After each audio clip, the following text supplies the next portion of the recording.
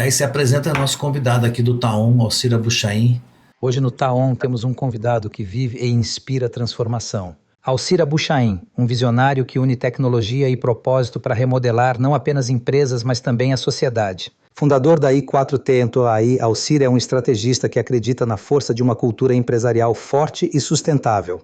Prepare-se para mergulhar em uma conversa sobre inovação, inteligência artificial e o impacto social dos negócios. Taon com Alcir Abuchain. E meu convidado de hoje aqui, para contar a sua história, o empresário Alcir Abuchain. Pra você ter uma ideia, o cara era marceneiro e hoje é uma das cabeças mais privilegiadas da inteligência artificial.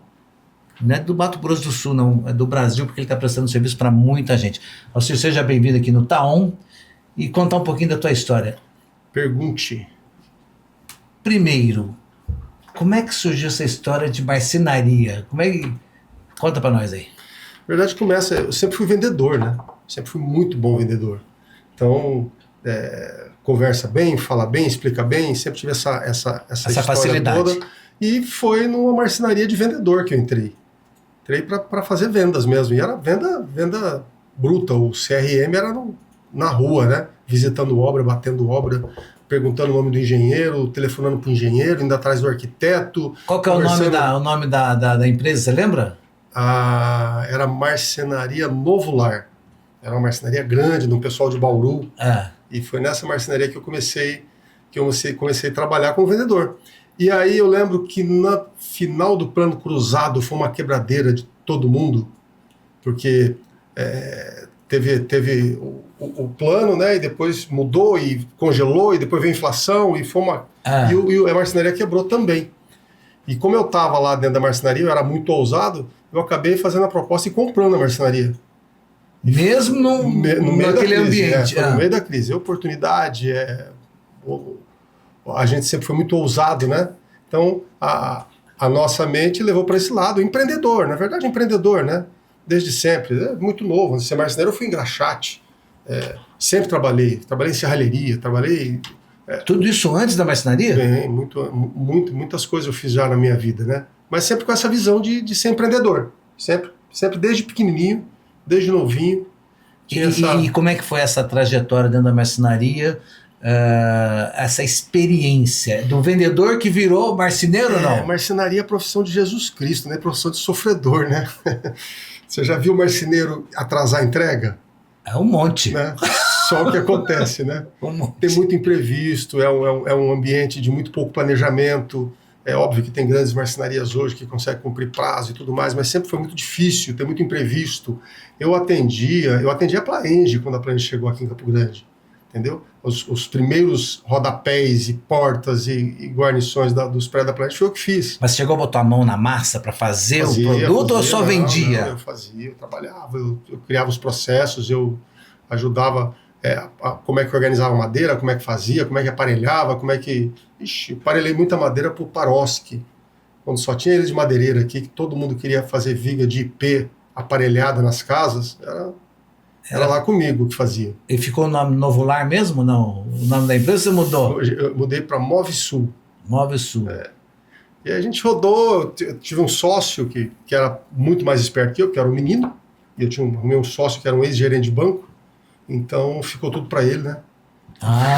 Entendi. E eu voltei para Estaca Zero e montei outra e fui, sempre assim. E como é que você entra no mundo da tecnologia, da internet? A internet estava aparecendo naquele momento ou não? Então, eu sempre fui muito curioso. Internet, em 95, 94, era meu hobby, né? Comprei um computador e gostava de mexer nas coisas, mas era meu hobby.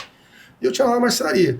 E eu comecei a fazer as coisas de engenharia reversa. Eu fiz o primeiro site de Mato Grosso do Sul, fui eu que fiz, engenharia reversa. Eu fazia, tinha lá as coisas publicadas. Eu lembro que eu fiz uma bíblia online. Era bem legal. A pessoa ia lá, digitava uma pergunta, ele entregava o versículo para você, já nessa época. E teve o dono de uma agência grande aqui, o Guto Paraná. Ele viu isso e ele me chamou lá. Eu fui lá, falei, o que é isso, né? Nem sabia o que era remate marketing e propaganda. Ele me chamou lá e eu estava na minha marcenaria, com o meu pátio cheio de madeira, fazendo rodapé para Plaenge, fazendo móveis para Estúdio A, eu fazia todas as chairs da Estúdio A, eu fazia. Tinha um trabalho bem Tava legal. bem, tava bem na marcenaria. Tava bem, não era ruim não. A marcenaria me dava um bom dinheiro. E aí esse cara me chama e me faz uma proposta que eu ia ganhar mais ou a mesma coisa, ou mais do que eu ganhava na marcenaria, para fazer o meu hobby. Eu olhei Pra fazer aquilo que você gosta. Você vai me pagar isso aqui para eu vir para cá, para eu fazer o meu hobby? Eu falei, isso mesmo. O que você quer que eu faça? Eu quero que você seja diretor de TI. Eu falei, o cara é doido. Eu falei, cara, mas eu sou marceneiro. Mas foi você que fez o site? Fui eu que fiz. Você sabe mexer? Você sabe fazer? Eu sei fazer. E onde você estudou para fazer esse site? Não estudei não, porque não tinha nada, não tinha estudo. Eu fiz engenharia reversa. Eu peguei um site, olhei por trás o código dele, programava na mão, na unha. Foi assim que fui fazer. Autodidata? Autodidata. Eu sempre fui, né? A gente sempre é, né? Caramba! Então, e foi assim que nós fizemos, e fizemos o site da primeiro provedor de internet aqui também, foi a gente que fez, foi eu que fiz, a Alanet. Alanet. Eu lembro da Alanet. E para entender um pouquinho mais, nessa transição, né, que você está na marcenaria e começa no TI, você sai totalmente da marcenaria? Cara, foi muito legal essa transição, que o Guto era um cara bacana. Cara, achei interessante a proposta, então. Quando é que você quer que eu comece? Amanhã. Foi assim, eu dormi marceneiro e acordei diretor de TI da maior agência do Centro-Oeste. Da Remate. Marketing e propaganda. E foi muito legal, foi muito bacana, foi muito divertido, a gente fez muitas coisas. Primeiros meses já, a gente já inventou um monte de coisa dentro da Remate, já mudou todo o sistema de rede, de conexão, Era discada a internet naquela época? Era discada, na verdade não tinha internet, ela estava chegando. Ela estava chegando. E a gente colocou, quando chegou lá na Remate, a gente colocou uma linha privada, uma LP. Então a Remate tinha internet full time, ela tinha uma conexão dedicada. E eu lembro que a gente fez um trabalho legal na Remate, que também foi mais uma criação nossa, o tabloide digital por Comper. Olhei lá e era um tabloide todo animado, era muito legal. E tudo isso era muita novidade. Era muita novidade, tanto que nós inscrevemos ele no Festival Internacional de Gramado e eu tenho um galo de ouro. Olha aí. Tem um galo de ouro com esse tabloide. Então... Eu lembro, e agora eu consigo entender, porque o tempo vai passando e a gente vai esquecendo, quando eu fazia o Noiva Fashion e você fez a primeira transmissão ao vivo. Transmissão ao vivo. Pela internet aqui no Mato Grosso do Sul, né? Primeiro e-commerce de Mato Grosso do Sul foi a gente que fez. Quem vendia, Pizza House vendia pela internet, Casa Colonial, Maceria ali, o Paulo, na Maceria não, Maceria da Afonso Pena. Cantina Romana. Cantina Romana. O Paulo da Cantina Romana. Cara, o Aquila, Fast Food, Doce Momentos. Isso é o seguinte, eles não tinham internet. E eles vendiam pela internet. Porque chegava o pedido lá, você mandava o telefone lá e encomendava. Era tudo automático. Chegava o pedido para mim, eu convertia aquilo num sinal de rosto, um sinal de fax, e eu passava um fax pro cara pedir. O cara tinha que ter um aparelho de fax. Olha que ele legal. Não tinha internet, mas ele tinha um fax. Chega a sair.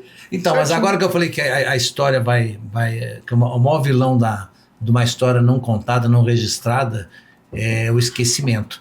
Mas agora a gente conversando junto que eu lembro por que você fez a primeira transmissão. Porque eu trabalhava com a Remate. E tinha esse link. Isso aí. Né, da Remate.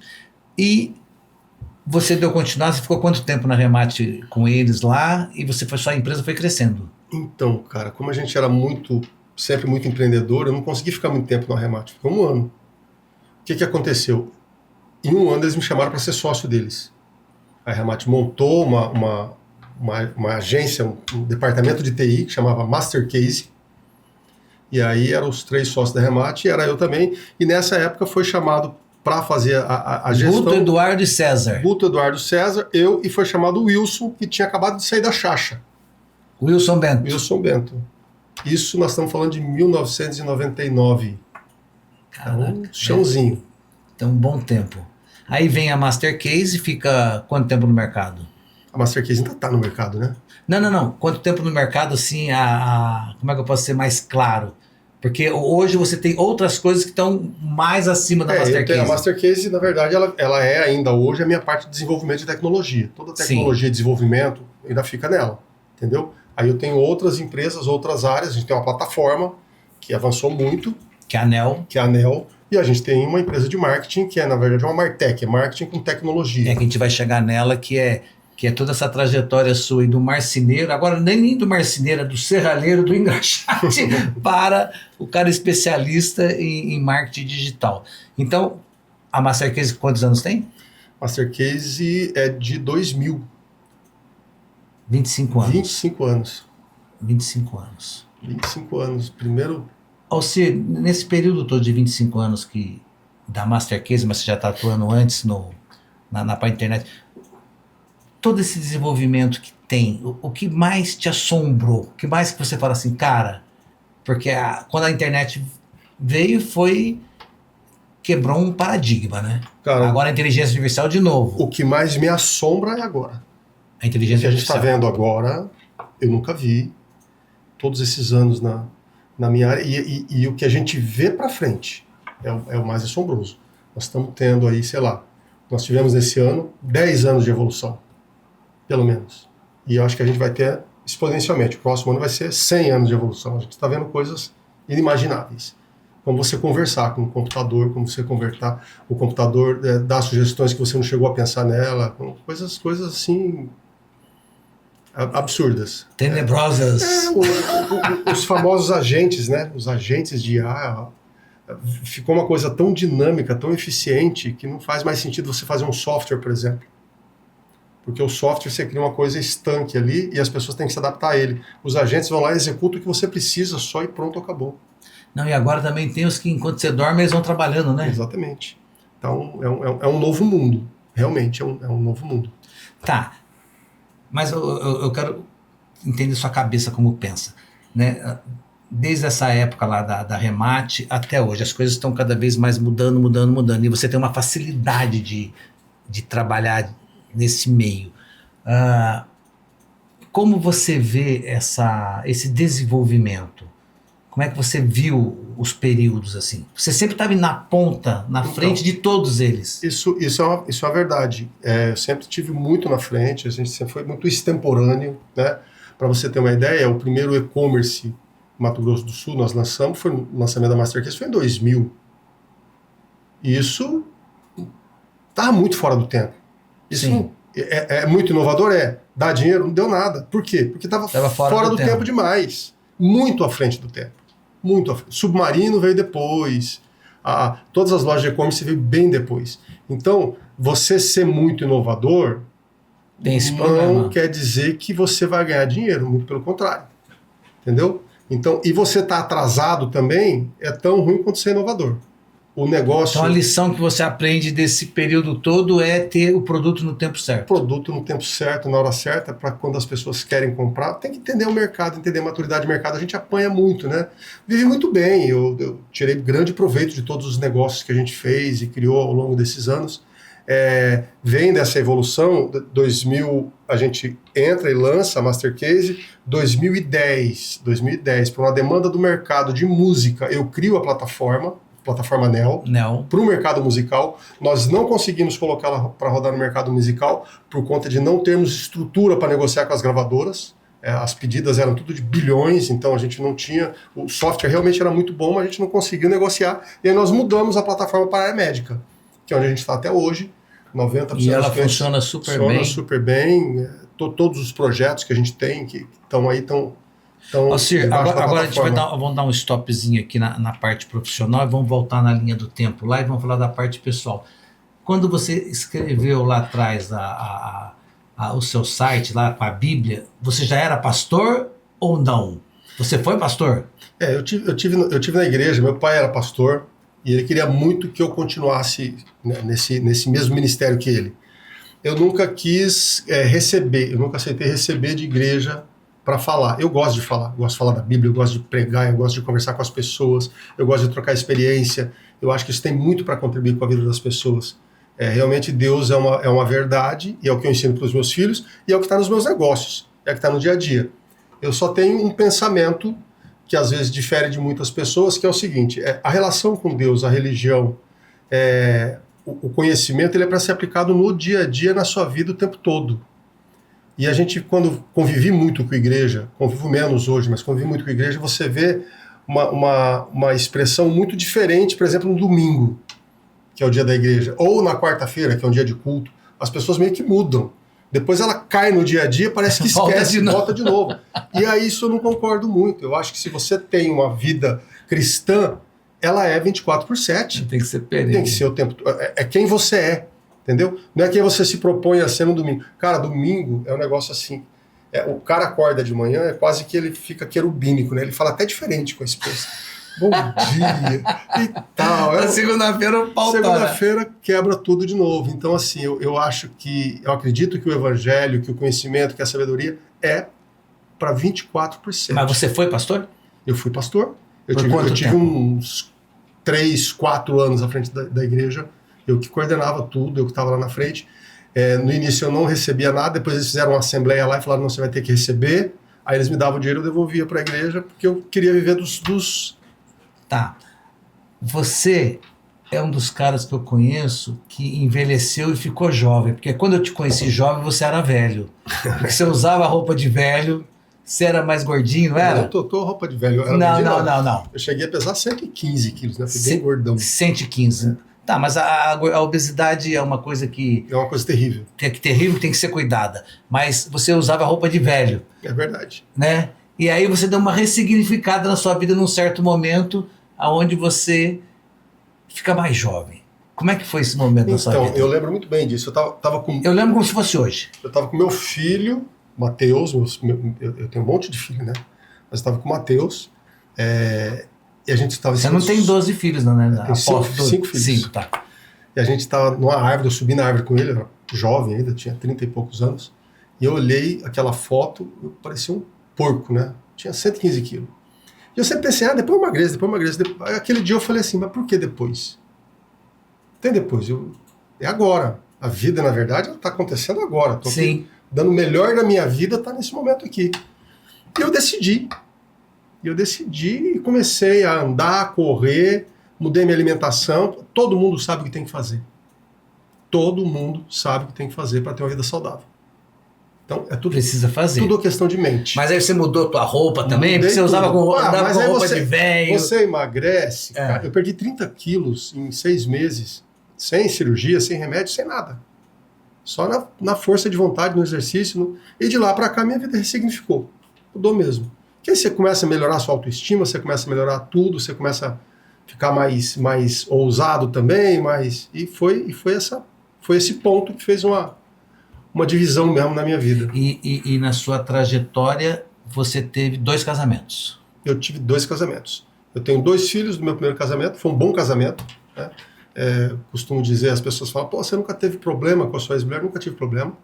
A gente viveu 21 anos juntos, e foi um bom tempo, né? Criamos 2 filhos maravilhosos, muito bem criados, e chegou uma hora que não funcionou mais, e eu acho que as pessoas têm que pensar bem nisso, porque a gente vê muitas pessoas convivendo sofrimento. Sim. Entendeu? Eu acho que tem que pensar, tem que ser honesta, tem que dar a chance para o outro ser feliz, tem que... Eu acho que mulher tem mais coragem de fazer isso do que homem, né? O homem não tem. Homem geralmente é mais covarde para isso. Mas chegou num ponto que a gente decidiu e que não estava feliz, que não estava bom. Depois de 21 anos, bons 21 anos, eu não me arrependo do meu casamento, e a gente terminou. Ela foi para o caminho dela, eu fui para o meu, e nossos filhos estão muito bem, os 2, né? Muito bem criados, muito felizes. E aí você vem e encontra a tua esposa, e ela tem um valor muito especial para você, muito forte, porque no momento que você mais precisou, ela estava do teu lado, que você já me contou essa história, não é isso? É uma história, contei para você, não sei se eu vou contar para todo mundo, né? Não, mas não precisa entrar em detalhes, mas foi uma pessoa que você pôde contar no momento que precisava. Tive momentos difíceis, muito difíceis, né? Até de questionar a fé, até de questionar Deus, como todo mundo em algum momento tem. E nesse momento eu contei muito com ela, conheci ela, a gente está fazendo um projeto grande na área de música. Eu tinha ido para São Paulo para tentar desenvolver a plataforma lá em São Paulo, nós fizemos o lançamento dela lá em 2012, a gente lançou a plataforma e tudo mais. E nesse tempo eu tive uma notícia ruim sobre a minha vida, e foi um momento difícil, e ela foi uma parceira, ficou ali comigo, do meu lado. E tá ela foi parceira no momento que estava ruim. Ela não vou ficar com esse cara porque eu tenho vantagem. Não é isso? Não é isso? É isso aí. Vamos dizer que ela deu apoio quando a versão não estava boa da história. É isso aí. Né? Então merece todos os créditos aí. Mas tem também uma coisa de compatibilidade total, entendeu? De gênios, de interesses comuns, deu match, tem um bilhão de fatores que fazem as pessoas conviverem. Eu não tinha mais plano de casar, eu não tinha mais plano de ter filhos, meu plano era um solteirão. Ainda bem, porque você agora só tem filhos bonitos, cara. Pois é, rapaz. Depois disso fiz mais 3 filhos, olha só né? Que maravilha. Isso é muito bom. O que eu quis fazer? Contar a tua parte profissional primeiro, a tua parte pessoal, e agora chega nesse momento que você escreve um livro focado na Bíblia, inspirado na Bíblia. Sou um pastor ainda. Sim. Entendeu?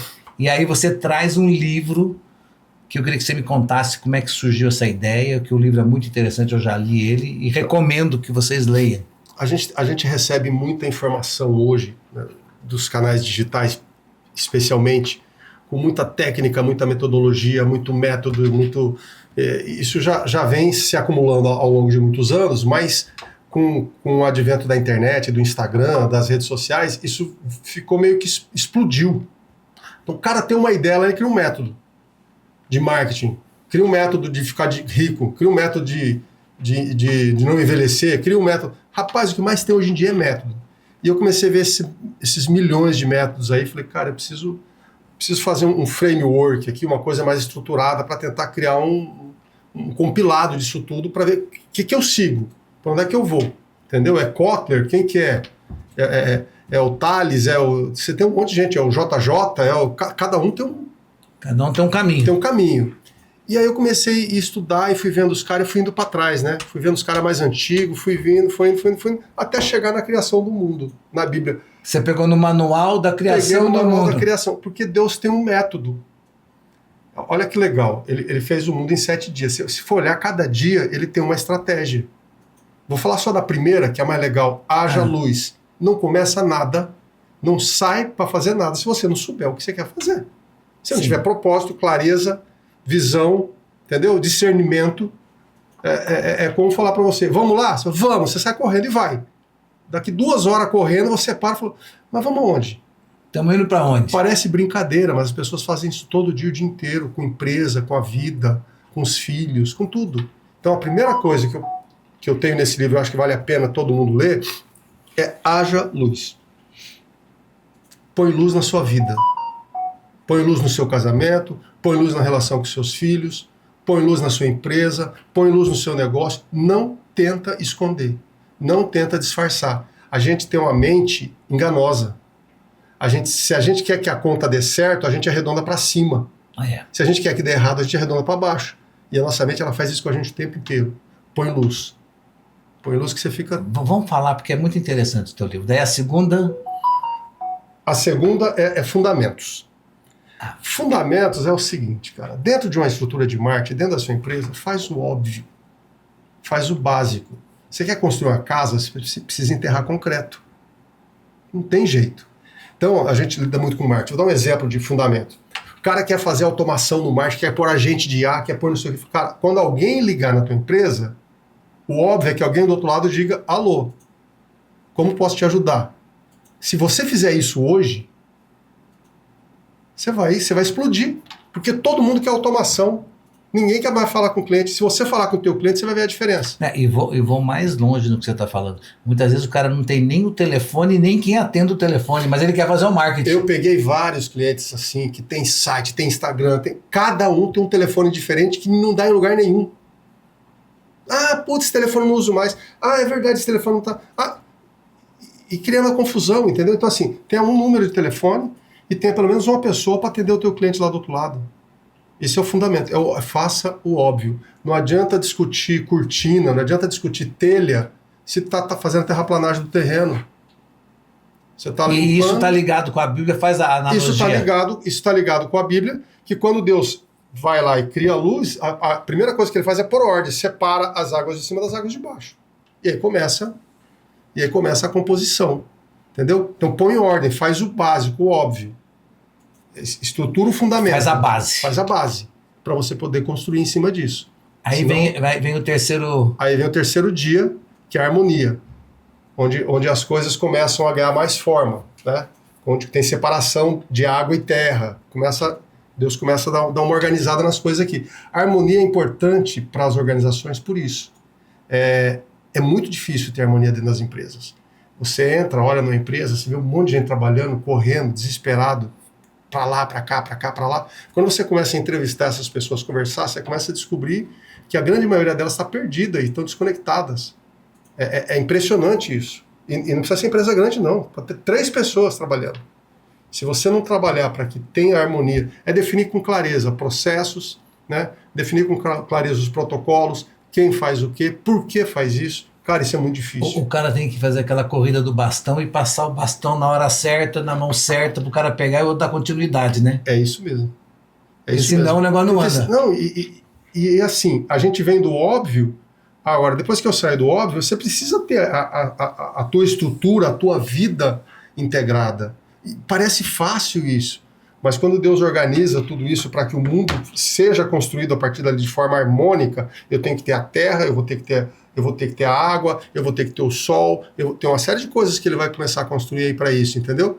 Então nós precisamos entender que na nossa vida tudo tem que ser feito assim. E isso apliquei ao marketing, mas isso aplica para tudo. E tudo isso tem que andar de uma maneira que um não atrapalhe o outro e que leve isso para frente. Na verdade, é uma sequência, né? Nós estamos fazendo aqui uma ação harmônica. Você pergunta, eu respondo, a gente conversa, fica legal. E quando tem harmonia, tudo flui. Tudo flui. Então é muito importante ter clareza nos processos, ter clareza nas funções. E às vezes você pega um funcionário seu, alguém da sua empresa, e diminui 90% do que ele faz, ele vai ser muito mais eficiente. Mas se executar de forma harmônica. Vou dar um exemplo para você. Eu tenho 10 pessoas, 10 músicos aqui, todos cantam muito bem. Pensa a sua empresa, 10 pessoas, todos cantam muito bem. Cada um canta mais lindo que o outro. E aí começa a cantar. Só que cada um canta uma música diferente. Aí vira um caos. Cada um numa energia. Cada um numa energia. E isso é muito comum nas empresas. É muito. Cara, canta parabéns para você, mas canta todo mundo a mesma música. E aí você vai ter um negócio que funciona. Essa é a fase de harmonia. Esse é o... E a próxima fase? A próxima é a solidez, né? Quando as coisas começam a ser estruturadas, faz os luminares, faz o sol, faz as estrelas, porque aí gera as estações do ano, as coisas começam a ter fases mais concretas, né? Então você tem aí a solidez, que para mim é muito importante, que é consolidar todas as ações. Vou dar um exemplo: dirigir carro. No início, quando você está aprendendo, é um desespero. Mas hoje, você entra no carro, quando você chegou lá, você nem lembra como foi. É verdade, você nem tem automático. Ideia. É isso que tem que acontecer. Entendeu? Depois de fazer com que as pessoas cantem a mesma música, e você entendeu isso vai ser uma coisa natural.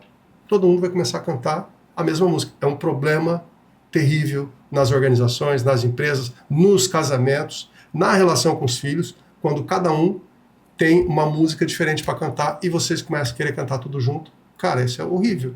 Dá muito ruído. Parece simples, mas não é simples, não.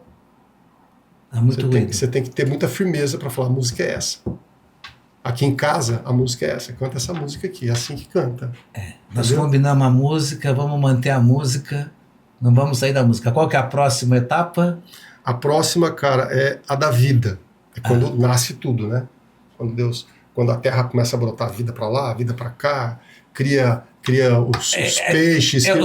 Dá os frutos, então a empresa começa a dar os frutos. A fase vida, depois que você passou por saber o que você quer, o que sua empresa faz, para quem que ela faz, entendeu? Fez o óbvio, que é telefone é para atender cliente, tem o endereço, você precisa entregar o produto que você vendeu, é óbvio, né? Aí você botou uma empresa, uma equipe, integrou, todo mundo está funcionando, eu sei quem compra, quem entrega, quem leva, quem traz, está tudo rodando. Isso está consolidado, você está pronto para ganhar dinheiro, você está pronto para ter resultado. O que o empresário faz hoje?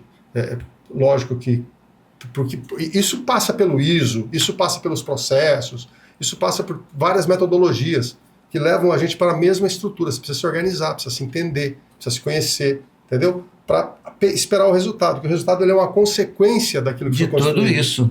O cara abre o negócio e ele quer resultado no outro dia. Ele contrata uma agência de marketing, ele chama o cara e fala: mas não está dando resultado. Você tem que construir. E ele que joga toda a culpa na agência de marketing. Se terminamos os 7 dias aí, não? Na verdade, não, né? Eu tenho o 6º, que é alta performance, que é o dia que Deus criou o homem. Tá. Porque aí foi o ápice da construção. Aí você vai discutir ações e estratégias de alta performance para a sua empresa, para o seu negócio. Aí eu quero fazer um Taon, eu quero fazer um podcast, eu quero fazer um evento, eu quero fazer um congresso. Aí tem um monte de coisa que você pode fazer. Né? Eu quero fazer um cross-marketing. Então tem muita coisa que você vai poder fazer, mas depois que você tiver uma base para suportar isso aqui. E tem a 7ª fase, que é o seguinte, descanso, né? Porque se você é um empresário hoje, que tudo está nas suas costas, se você... Eu conheço muitos assim, muitos. É empresariário. Empresariário. Não, mas é mais grave do que isso. Não é que o cara não consegue escapar. É o cara, por exemplo, hoje tem um faturamento, sei lá, de 7 dígitos, mas ele tem uma despesa de quase 7 dígitos. E se ele ficar doente, e é um profissional liberal, geralmente, se ele ficar doente 2, 3 meses, a receita dele vai parar, mas a despesa não vai parar. Sim. Não freia, atropela. A gente vê isso acontecer muito. Então, a independência é justamente você ter um negócio, você ter um business que aconteça e você seja totalmente ocioso no seu negócio. Você só olha e cuida. Aí você tem um negócio. Alcir, você criou uma agência, uma Martech, a i4T, e tem algumas peculiaridades na tua agência que eu queria que você contasse para a gente aqui. Como é que você consegue fazer isso? Primeiro, se você não souber para o que o cara quer o teu trabalho e se serve o seu trabalho para ele, você já não pega, né? Você já me falou isso. O segundo, que você não tem problema nenhum em demitir cliente, né? Que eu já vi acontecer isso também, de você demitir cliente. Como é que você chegou nesse estágio, nesse nível de ter essa, vou falar facilidade, mas de ter... Porque hoje o pessoal corre atrás de cliente e acaba até se prostituindo para ter o cliente. E você não passa por essas dores. É igual, todo mundo passa, né? É igual eu falei para você do casamento. Mas quando você junta com o cliente, é o casamento. Sim. E quando a relação ela não é boa para os dois lados, ela é nociva. E é nociva para os dois lados e para todo mundo que está nesse ecossistema também, sofre. Então você forçar um cliente a ficar pagando você, mesmo que você tenha consciência que você não está fazendo uma entrega boa para ele e que ele não está se beneficiando disso, entendeu? Isso é nocivo, mas é nocivo para você. O dinheiro que entra no teu caixa, ele é pior do que se não entrasse. Então, as relações, elas precisam ser saudáveis. Para mim, é isso. Quando a gente criou a i4T, a i4T é I4T. É inteligência, o 4 for, transformation. Então, inteligência para transformação. A gente busca sempre, dentro dos processos, fazer uma transformação, fazer uma mudança na vida dos nossos clientes. Por que eu criei a i4T? Eu já tenho a empresa de TI, de desenvolvimento de software, eu tenho a plataforma que foi lançada em 2010 e que ela cresceu muito na pandemia, ela ficou muito forte na pandemia, né? E a plataforma começou a demandar muito serviço especializado, porque ela não é uma plataforma B2C, ela não é para consumidor final, ela é para B2B. Então, ela tem sociedades médicas, universidades, é muito específica a atuação da ANEEL. E aí a gente acabou tendo muita demanda, né, de serviços especializados. Em alguns momentos, confundia-se, a gente mais prestava serviço do que vendia a plataforma. E aí a gente criou a i4T para justamente fazer esse atendimento desses serviços especializados, e ela acabou virando uma agência de marketing, né? E hoje é uma Martech, porque é marketing com tecnologia. E eu queria que você explicasse isso, porque muita gente confunde a agência com que pensa que a i4T é uma agência. Ela não é uma agência, ela é uma Martech. Queria que você explicasse isso aí. É porque falta definição no mercado, né? Então você tem que se enquadrar em alguma coisa. A gente, quando criou, acabou sendo enquadrado como agência. Porque se propõe a fazer o trabalho de marketing, trabalho de comunicação, trabalho em diversos segmentos. Mas por que Martech? Martech é uma palavra nova, que surgiu recentemente, até com o advento da inteligência artificial. Porque você não consegue mais fazer marketing sem tecnologia. Na verdade, as grandes plataformas já fazem isso há muito tempo. Há muito tempo. Quem é que nunca falou assim, cara, eu estava conversando ali, a hora que eu peguei meu celular, veio uma propaganda daquilo que eu estava conversando, que absurdo, tal.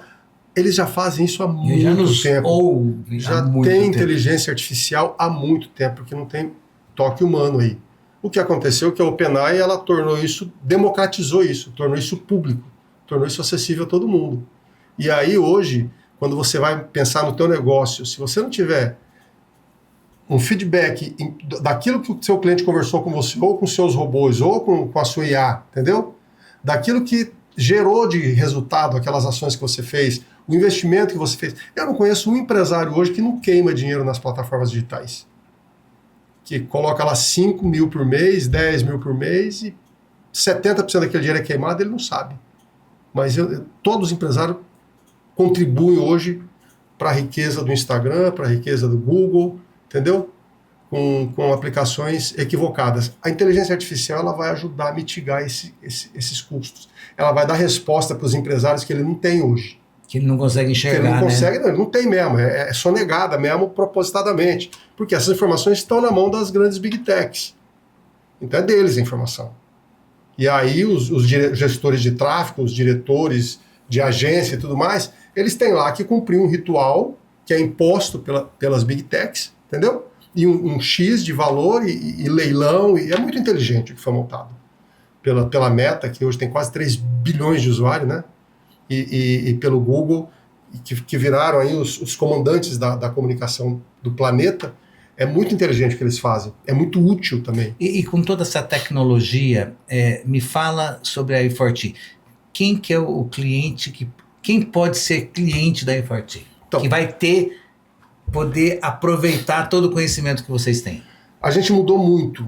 A i40 ela tem um pouco mais de 2 anos. Ela foi criada há pouco tempo. E ela passou por uma transformação muito grande. E como veio a inteligência artificial, e a gente está com ela desde o início, eu tenho um MBA em inteligência artificial. Então, eu comecei lá atrás, fiz pela Exame. O primeiro MBA que saiu de IA no Brasil estava nele. Então, essa evolução foi muito rápida. O foco ali atrás era atender grandes clientes, corporações como agência de marketing com tecnologia. E hoje nós estamos muito mais focados na inteligência artificial como ferramenta exclusiva. Então, a gente está fazendo os agentes. Esse agente aqui, ó, do Zé Marques, é criação da i40. Quando a pessoa vê o agente, fala assim, puxa, a vida é legal, é bonitinho, não sei o que lá, mas tem uma coisa muito mais profunda aí, que são os dados, né? Sim, é isso aí. Queria que você me falasse sobre isso. Por exemplo, estou fazendo campanhas agora para a candidatura do próximo presidente da SBCP. E eu tenho lá um agente que conversa com os associados. E essas conversas viram métricas, elas viram informação, entendeu? Então eu consigo hoje entrar numa massa de dados de conversação dessa e extrair métricas, extrair resultados, extrair KPIs. O planejamento dele, a entrega dele como o próximo presidente vai estar bem assertiva com a necessidade. A questão mais importante hoje é como é que você vai usar os dados que você está... Todo mundo tem uma base de dados. Fala, eu tenho 20 mil clientes na minha base de dados. Não tem, não. Não serve para nada. Você não interage com ela, você não conversa com ela, você não troca ideia com ela. Você tem um cadastro. Entendeu? Cadastrão lá. Então, hoje a i40 está especializada em avatares, com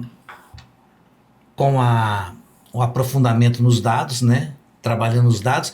Então, a empresa que vai ter mais benefício com vocês seriam que os grandes hospitais, clínicas médicas, o que poderia ser? Cara, não, qualquer um. Porque assim, você pegar hoje um consultor, você cria um agente dele e ele pode atender com a base de conhecimento dele, ele pode atender 10 mil pessoas ao mesmo tempo e conversando individualmente com cada uma. Isso que é legal. Então, eu estou fazendo agora para um pastor lá de Niterói, da Igreja Batista lá. Igreja Batista não, Igreja Plena, Igreja grande. E é muito legal, porque você começa a conversar, lógico, você cria ele, o agente, né? Quando você cria ele com DNA, com uma diretriz já básica. Mas depois você vai alimentando isso no dia a dia, vai conversando, ele vai ficando mais inteligente. Você sabe disso, você vive isso. Sim, e eu tive a oportunidade de ver um atendimento 3 horas da madrugada no hospital no Rio de Janeiro, onde um pastor leva a palavra dele através da IA, uma palavra de consolo, uma palavra de esperança para uma pessoa que estava precisando e chamando ela pelo nome e tudo mais. Então, isso é uma coisa maravilhosa. Isso aplica para tudo, né? Para treinamento, para suporte, para apoio espiritual, apoio tecnológico. Que você pega hoje com a inteligência artificial, você monta uma estrutura de uma base de conhecimento, sei lá, com 100 bíblias, 200 bíblias de texto, e o agente de IA ele consegue ler aquilo em fração de segundos. Nós estamos fazendo um projeto muito grande para uma equipe de médicos que vão revolucionar a educação, que são assistentes, né? São agentes de inteligência artificial especializados em determinadas matérias, cirurgia, pediatria, tá? E são nomes que formaram, que escreveram livros, tem lá um obstetra que o livro que todo mundo guia hoje segue no Brasil é o livro que ele escreveu. Então, tá lá esse livro, tá nessa base, e são agentes específicos, cada um com seu CRM, tá? Respondendo lá na ponta, que aí você tem um nível de qualidade, vai mudar o jeito da educação, vai mudar todos os parâmetros de empresa, de empreendedorismo, tudo. Alcir, só uma pergunta na sua cabeça. Se todo mundo vai ter acesso aos melhores, né? Você quer ter um publicitário hoje, você chama o Washington Oliveira, já morreu, mas você pode chamar ele. Isso aí, né? É isso aí. Você quer alguém no seu conselho, né? Você quer lá o dono do Instagram no seu conselho, ele pode estar no teu conselho e tudo mais. Isso universalizando, a régua vai subir muito, mas não vai ficar muito igual lá na frente? Olha só, vamos entender bem isso aí. A inteligência artificial é uma ferramenta, ela não é um fim, ela é um meio. Então ela precisa de um input para ela funcionar. E o output, a entrega dela, está diretamente relacionada ao input. Certo. A qualidade do que você falou, conversou, estruturou com ela.